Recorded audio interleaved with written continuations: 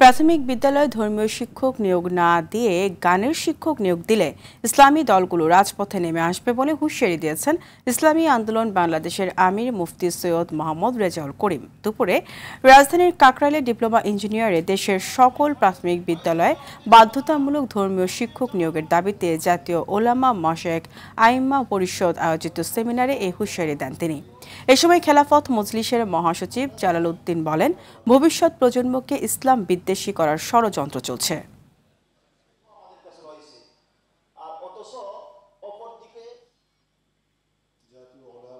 আপনি গানের শিক্ষক নিয়োগ দিবেন, কি শিখা, কি করতে চান?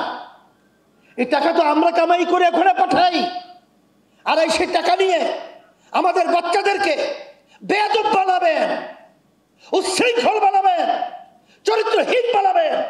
এটা কখনোই আমরা সহ্য করবো না। এর প্রতিবাদ করতে হবে এবং প্রাথমিক শিক্ষায় আমাদের ধর্মীয় শিক্ষক নিয়োগ দিতে হবে।